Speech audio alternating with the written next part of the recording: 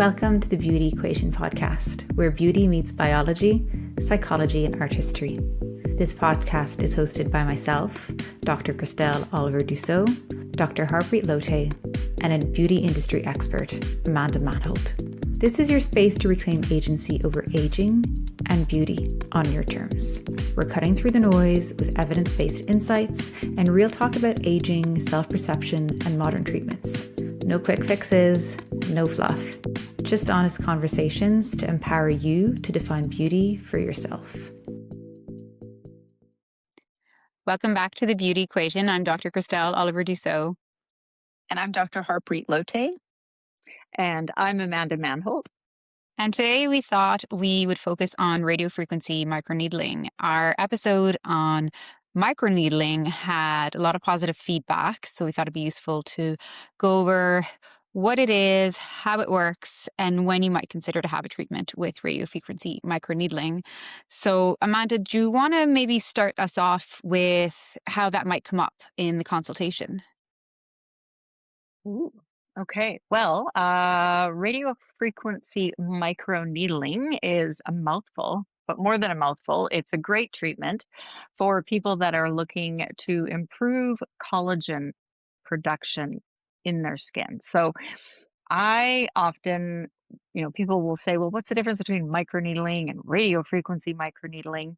And I always say radiofrequency microneedling is like, it's the big sister, it's the big gun. So you're getting that added benefit of the electrical stimulation on top of the mechanical benefit of microneedling. And I know Dr. Lotay or Harpreet, she can talk about sort of the different pathways in which our skin is stimulated to make collagen. Yeah, for sure. So I find that when people come in, they often will have heard of a brand name or have heard, that they often will say, well, I saw this ad or I heard, and they actually say radio frequency. So I think the marketing for those platforms has been effective, but many times they don't actually know what the modality actually is or what it actually does. They just sort of know it's going to help them look younger. So to Amanda's point and what she said, that it's a way to really boost collagen. And it works through the process of inducing heat shock protein. So we know that when we deliver energy into the skin at particular levels, if we get to temperatures between 60 to 70, we can create this biological reaction or response, which includes production of collagen, as well as improvement in the extracellular matrix. So that's kind of the premise behind radiofrequency microneedling. And of course, the actual physical microneedling part of it also helps with texture. But these machines do vary in what they do, and that variation will depend on how deep the energy is delivered and how that energy is delivered as far as the depth and the insulation of the needles themselves. Yeah, I think that's a really good summary. Because I'll often break it down to like, well, how is it different from normal microneedling? And to me, it's like that next level above. So that microneedling that we talked about previously is much more superficial in terms of that collagen induction.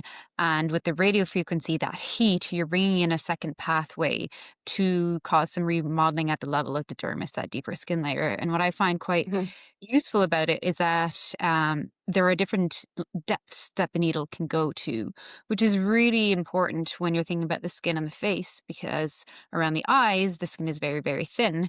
Will need a slightly more superficial pattern, whereas other areas of the face you might need a bit deeper. And then a lot of time, if there's a bit of fat around underneath the jawline, having those needles that go into the fatty layer can induce fat cell apoptosis, so essentially burning off the fat. So it's got multiple applications. And like we discussed the previous time, anything that induces bioregeneration within you takes time. So you're not going to see a result right away, and you generally will need multiple treatments. There is a bit of downtime with this one. but I find it's not too bad. It's quite comparable No. to the microneedling itself, considering the amount of energy that we do use. Mhm. Is there anything that you tend to bring up with patients to warn them if they're preparing for this type of treatment, either Amanda or Harpreet? Yeah. It again will depend on the platform that you're using. Right. So if Mhm, the person is using microneedling, radio frequency very superficially, then they may actually have something similar to men's or some superficial epidermal changes where they will have some downtime that can be mhm, 5 or 6 days or more.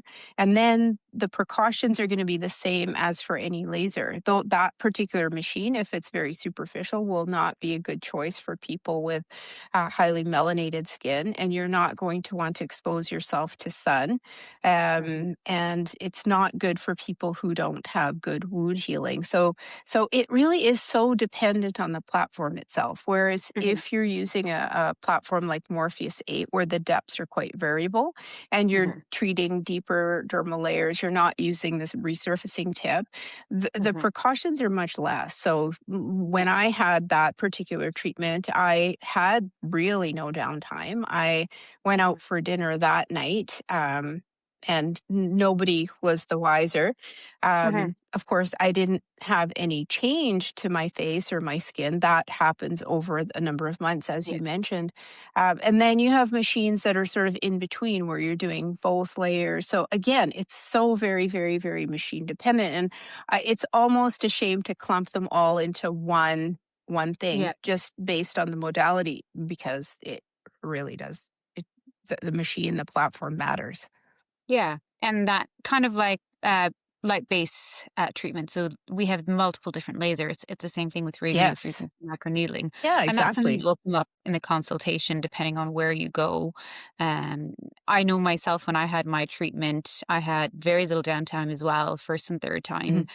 just a bit of redness in the skin and almost felt sandpapery. But the second time, I Yeah. had some bruising around the eyes, which can happen, and so there was a bit of swelling with that, but it settled down. So Yeah. I find it can be a very, very useful tool. Pain is a question that often comes up with Mhm. patients, and I have found a lot of variability in terms of pain tolerance. What do you do in the clinic in terms of managing that pain?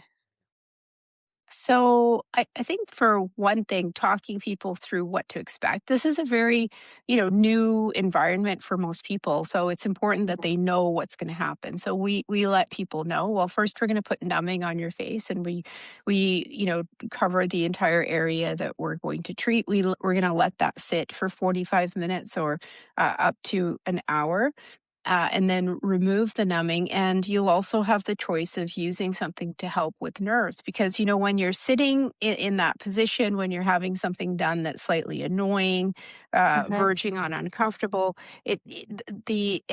not so much the anxiety, but I get a little antsy. It's hard for me to go Yeah. get my nails done because I can't sit there that long, right? Yeah. So, what That's the people same. can yeah, I got stuff to do.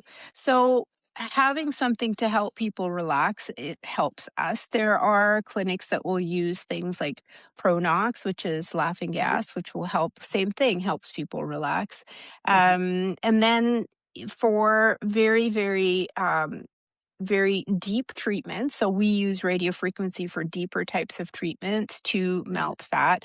We sometimes can use nerve blocks as well. And there are treatments that go deeper, Potenza, mhm. Agnes, those ones will need nerve blocks because they can be uncomfortable. But then it runs the gamut. So again, depending on the platform, there are some radio frequency platforms where they say you don't even need numbing. So very variable. So there are ways to manage discomfort. And I think for people, it's important to have that discussion if that's top of mind for you.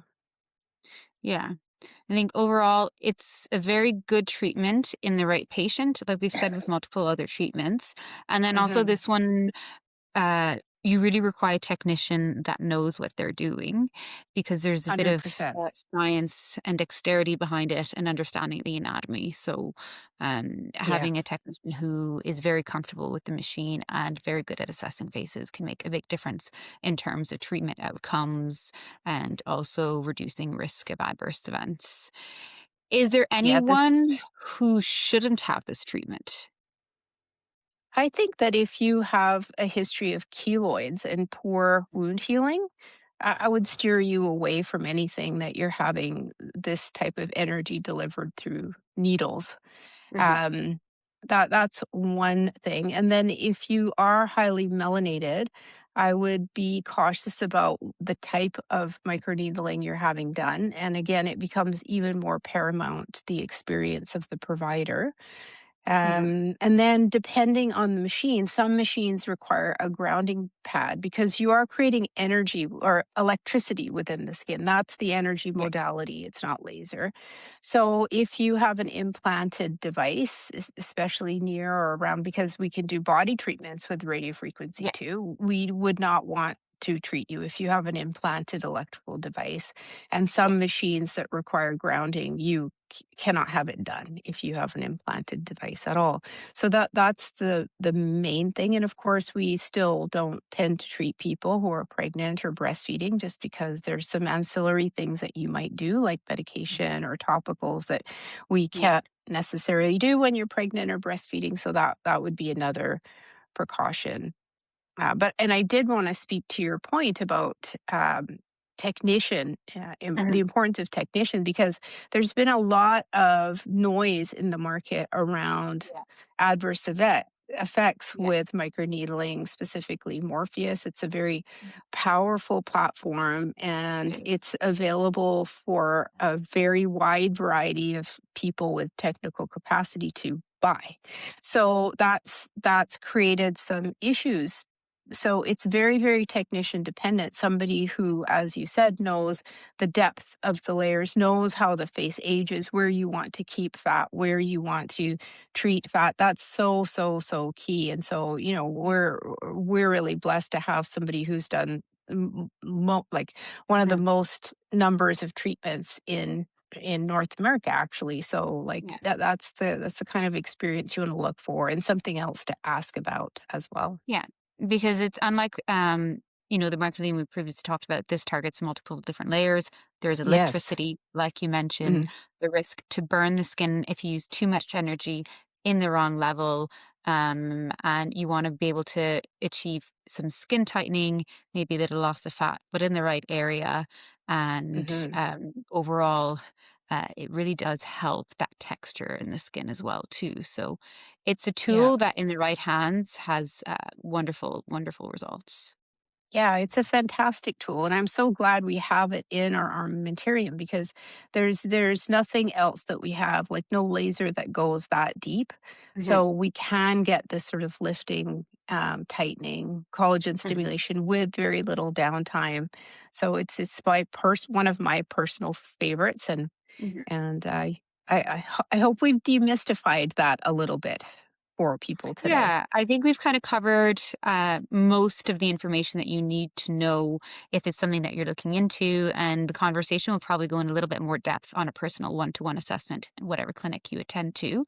And as always, if you have questions about this episode, feel free to send us an email, which is info@thebeautyequation.com. Before we wrap up, just a quick reminder. While we're medical professionals, everything shared on the beauty equation is for informational purposes only and isn't intended as medical advice. This podcast doesn't establish a doctor-patient relationship, and any medical or aesthetic decision should always be made with a qualified healthcare provider. Our views are our own and don't necessarily reflect those of our employers or affiliated organizations. And remember, the field of aesthetics is always evolving, so information may change over time. See you next time on The Beauty Equation. Thank you for tuning in today. If you enjoyed today's episode, don't forget to like, comment, and share it with someone who might need to hear it too. We'd love to hear your thoughts or questions. You can send us an email at info@thebeautyequation.com. and you might hear your question answered in future episodes. You can also find us on Instagram at Dr. Christelle MD, at H. Lotay MD, and at Crow's Feet and Confidence. Until next time, keep questioning the equation.